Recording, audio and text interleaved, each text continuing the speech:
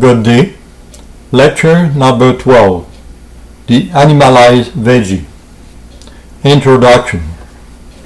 With lecture number 11, we have seen that the primitive plant went up from the ocean floor up to the sea surface. Once there, the plant continued to grow by sporulation and lived but fleeting moments. After a short goodbye to nature, they vanished. Nevertheless, these short visits were not lost forever. While vanishing, they were combined with marine gases and minerals, and together elaborated new nutrients, the phytoplankton. With strength and vigor, the plant rose majestically skyward, stretched its bowl to touch the clouds that poured its tears. Shaken by the wind and tossed by the waves, its fragile figure with cadence hit the mobile surface. With a big hug, water and air printed its stigmas of their caresses, drawing small holes running along its slender bodies like a float line. Through these tiny holes, water insidiously infiltrated the plant. Lying down the waterbed, the plant let it rock on the fluid quilt that with passion tenderized its skin, which became porous. The sea-level attitude bared off the roots in the open air, resulted in dispensing less and less water and mineral taken from the feeding liquid. This position brought roots less efficiency. While the roots dispenser's action diminished, the lateral little holes compensated. After a very long period, nature modified these lateral holes and gave them a slender form. The expanded spores resulted reduction in number. Nevertheless, these substitutions were advantageous to plant, as from now on, these holes, bigger in size, brought more water and mineral and also phytoplankton.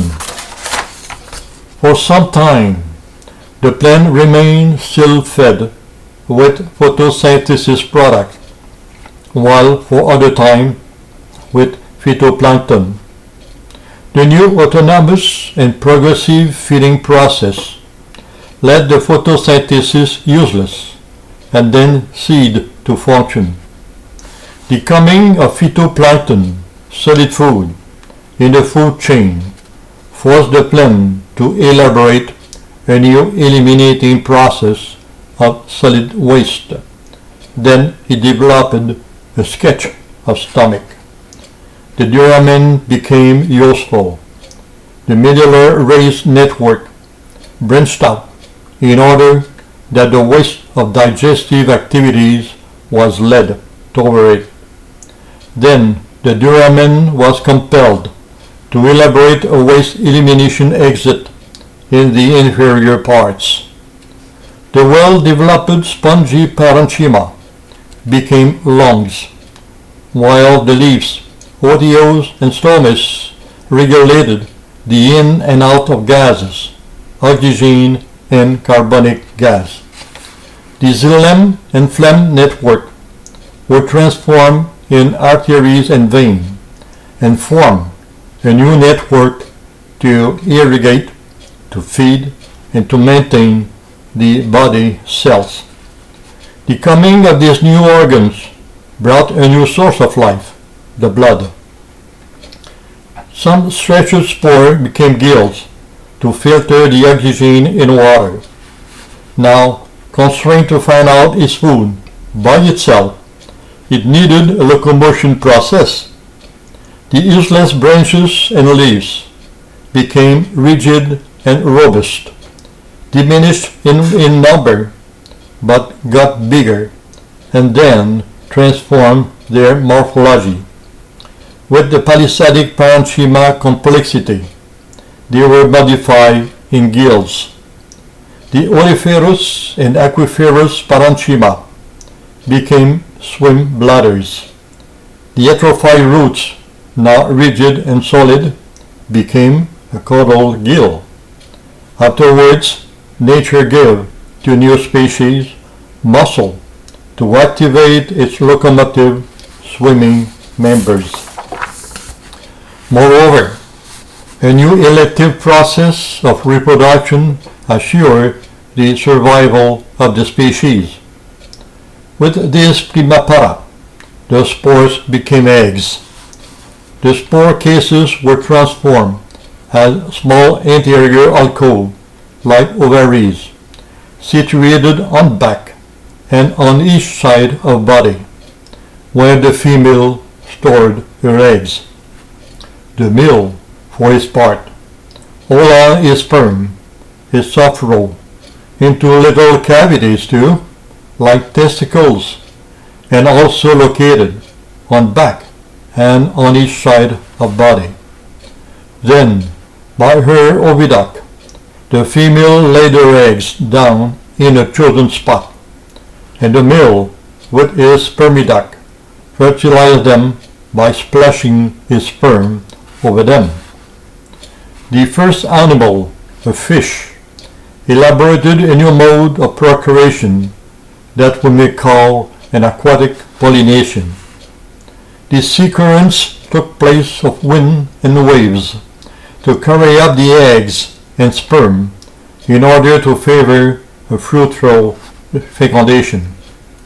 In order to see and feel its environment, nature allowed new organs to guide it, such as eyes, ears, mouth, and skin. Also, other organs completed the development: the spleen, the liver, and the pancreas. To control and assist the new individual, the terminal bud became a brain, a distributor for coordinating all new activities. Now heterotroph, the vegemal stopped to reject oxygen into air, but rather produce carbonic gas. In other part, to survive, it needed oxygen that was found in water. All unused parts were washed away and vanished. The plant became an animal when it acquired the skill to move by itself and passed from autotroph, passing feeding by photosynthesis, to heterotroph, finding its food in its surroundings.